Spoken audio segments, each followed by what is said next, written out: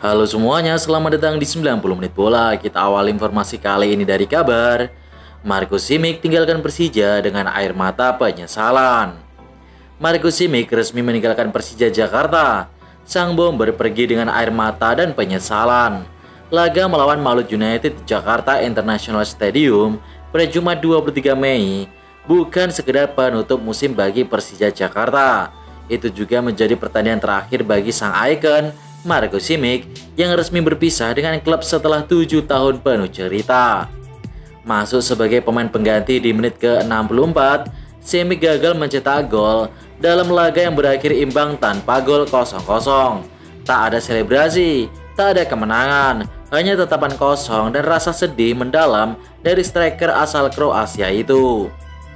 Ini pertandingan kandang terakhir saya bersama Persija, dan sayangnya kami tidak bisa menang. Semua orang kecewa, ujar Simic dalam konferensi pers usai laga. Simic bergabung dengan Persija pada akhir 2017 dan langsung mencetak sejarah. Ia menjadi aktor utama di balik gelar juara Liga 1 2018 dan Piala Presiden 2018, serta menyabet gelar top skor Liga 1 2019 dengan torehan 28 gol. 6 tahun lebih di sini bukan waktu yang sebentar. Saya sangat bangga bisa menjadi bagian dari klub ini.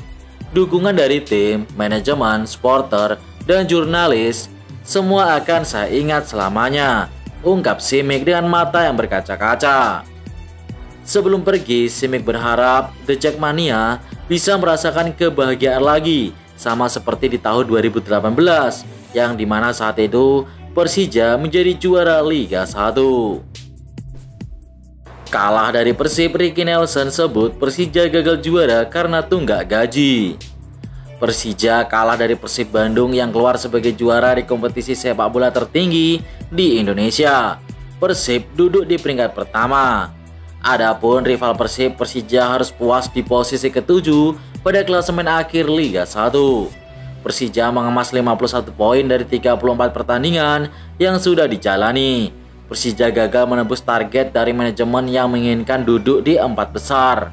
Lantas, apa penyebab Persija gagal berprestasi musim ini? Pertama, kata Ricky Nelson, Persija gagal karena tidak jelas kandang di musim ini. Persija berpindah-pindah kandang mulai dari Jakarta International Stadium, Stadion Utama Gelora Bung Karno, Stadion Patriot, dan juga Stadion Pekansari. Kedua adalah perpaduan pemain senior dan junior di Persija. Kata Ricky Nelson, ini perlu adaptasi. Ketiga, banyak pemain yang cedera menjadi penyebabnya. Komposisi pemain Persija juga kurang kuat sehingga kesulitan untuk bersaing. Lalu keempat, masalah finansial. Tunggakan gaji itu dirasakan saat Persija memasuki putaran kedua Liga 1 2024-2025. Benar saja, Persija tidak bisa berhasil meraih kemenangan pada saat memasuki pekan ke-20 sampai ke-24. Ini yang membuat Persija gagal bersaing meraih gelar juara Liga 1 2024-2025. Persebaya era Tiki Taka bakal dilatih Eduardo Perez. Masa depan kursi pelatih kepala Persebaya Surabaya tampaknya semakin mengerucut ke satu nama. Sosok asal Spanyol Eduardo Perez disebut-sebut menjadi kandidat kuat pengganti Paul Munster untuk mengarsiteki Green Force di musim depan. Eduardo Perez bukan sosok asing di kancah sepak bola Indonesia. Ia pernah menjadi pelatih kiper timnas Indonesia saat era Luis Mia. Sekaligus sempat menjadi asisten pelatih di Persija Jakarta. Nama Eduardo juga tercatat pernah membela tim PSS Sleman sebagai bagian dari pelatih kepala. Pengalamannya yang mumpuni di berbagai klub serta level timnas dinilai menjadi nilai lebih oleh manajemen Persebaya. Kabar kedekatan terhadap Eduardo Perez ini pertama kali dibocorkan oleh Stefano Cugura, mantan pelatih Bali United usai melawan Persebaya di Stadion GBT. Ya, mereka manajemen Persebaya juga punya pilihan lain juga. Saya tahu yang pelatih Spanyol, mantan pelatih kiper dari timnas, dan juga pernah sebagai asisten di Persija. Sudah pernah lawan saya juga, dan pernah di Sleman juga, ucap Teko pada Jumat 23 Mei malam. Kendati demikian, Stefano Teko Cugura tak menutup peluang dirinya bisa kembali ke Persebaya Surabaya sebagai pelatih kepala. Ia menyatakan saat ini dalam status bebas kontrak dan siap menerima tawaran dari klub manapun di Indonesia. Bonek gagal naik kelas, pesta flare terjadi di dalam stadion GBT. Persebaya Surabaya mengalami nasib sial di pekan terakhir dari Liga 1. Mereka dipaksa kalah 1-3 saat menjamu Bali United di Stadion Gelora Bung Tomo, Surabaya. Saat laga masih berlangsung, supporter bonek menyalakan flare dan kembang api. Momen itu terjadi pada menit ke-90+3. Mulanya flare menyala di tribun utara, kemudian merambat ke tribun lainnya. Wasit pun menghentikan laga akibat kepulan asap yang memenuhi stadion. Laga pekan terakhir memang rawan penyalaan flare di dalam stadion. Hal itu sudah terjadi beberapa kali di stadion GBT. Menariknya, Panpel Persebaya sudah menyiapkan skema pencegahan mengingat flare bisa memicu sanksi denda dari PT LIB terhadap klub yang bersangkutan. Sebelumnya sudah ada kesepakatan yang merupakan kelanjutan dari komitmen bonek yang dalam 2 musim terakhir telah menunjukkan kedewasaan dalam mendukung tim tanpa flare di stadion. Manajemen Persebaya mengajak bonek untuk naik kelas, namun pada kenyataannya rencana tak sesuai. Sebagai alternatif bentuk dukungan, supporter akan menggelar aksi Wall of Fire di luar stadion, tepatnya di jalan depan lapangan ABC setelah pertandingan. Flare telah dikumpulkan dan dikoordinasi oleh masing-masing koordinator tribun untuk digunakan hanya di luar area pertandingan. Namun yang terjadi, flare menyala saat laga masih berlangsung. PSSI alamak duit nih. Dewa United resmi temani Persib ke Asia. Dewa United akhirnya bakal mendampingi Persib Bandung ke Asia setelah finish di posisi runner-up Liga 1. Kepastian tersebut didapat setelah tim berjuluk Banten Warrior itu sukses meremukkan PSBS Biak pada Jumat 23 Mei 2025 kemarin. Bermain di Stadion Pakansari Kabupaten Bogor, Dewa United berhasil melumat habis Badai Pasifik 4 gol tanpa balas. 4 gol kemenangan Banten Warrior dibekukan oleh hat-trick Alex Martins dan juga 1 gol dari Alexis Mesidoro. Kemenangan tersebut membuat tim asuhan Jan Oldiri Kering finish di posisi runner-up klasemen dengan raihan 61 poin.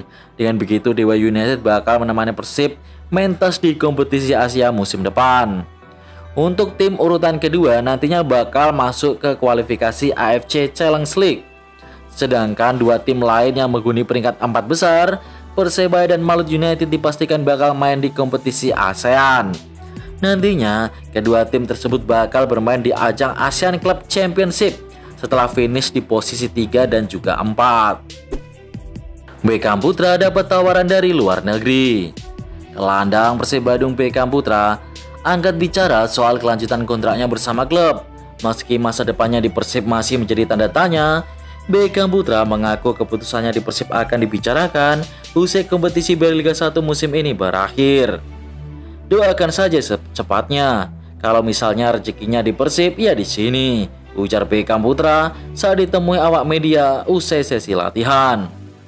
Ketika ditanya apakah sudah ada tawaran dari klub lain, pemain bernomor punggung 7 di Persib ini mengakui bahwa jelang kompetisi berakhir sudah banyak tawaran yang datang, baik dari dalam maupun luar negeri. Ya, kalau tawaran sih banyak, tapi saya pikir saya fokus dulu menghadapi laga terakhir lawan Persis Solo. Habis liburan saya berpikir lagi, tegas Beckham Putra. Pesan haru Kevin Ray tinggalkan Persib Bandung. Kiper asing Persib Bandung Kevin Ray Mendoza menyampaikan pesan perpisahan karena akan meninggalkan tim Maung Bandung usai Liga 1. Mendoza akan melakoni laga terakhir bersama Persib saat menghadapi Persis Solo di Stadion Gelora Bandung Lautan Api. Terima kasih Persib dan Bobotoh. Hari ini adalah sesi latihan terakhir saya dan besok akan menjadi pertandingan terakhir saya mengenakan jersey Persib, tulis Kevin Ray di akun Instagram miliknya. Saya benar-benar sedih harus mengucapkan selamat tinggal kepada keluarga yang luar biasa ini. Saya telah menjadi bagian dari tim selama 1,5 tahun terakhir. Ini benar-benar pengalaman sepak bola terbaik dalam hidup saya dan saya tidak akan pernah melupakan waktu yang kita miliki bersama, ucap Kevin Ray Mendoza.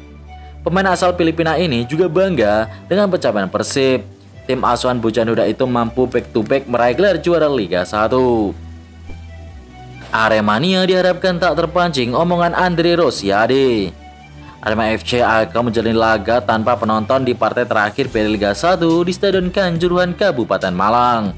Pertandingan ini tensinya diprediksi tetap panas karena Semen Padang sedang berjuang untuk menang agar selamat dari degradasi. Selain itu, penasihat Semen Padang Andre Rosiade beberapa hari lalu menyampaikan komentar yang bisa membuat telinga Aremania panas. Dia mengingatkan jika pada 2017 Semen Padang pernah dicurangi saat kalah dari Arema FC di leg kedua Piala Presiden.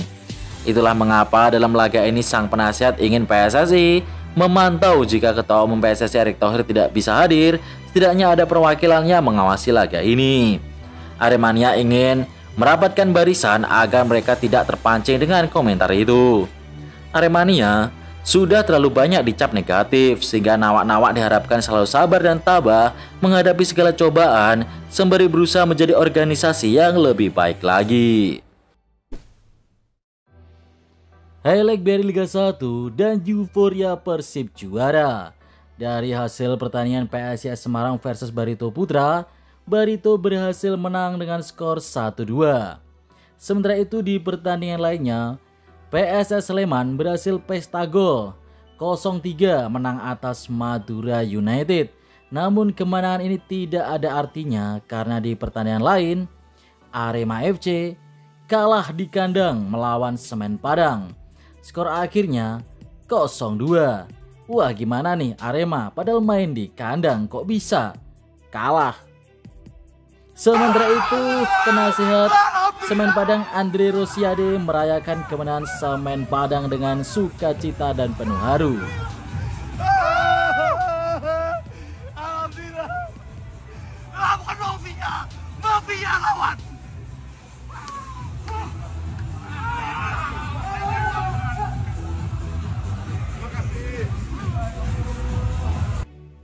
Dan di pertandingan terakhir, Persib Bandung menutup musim ini dengan cantik setelah menang 3-2 dari Persis Solo. Persib pun bisa merayakan gelar juara dengan penuh gairah. Bandung full macet nih. Kata-katanya dong Bobotoh.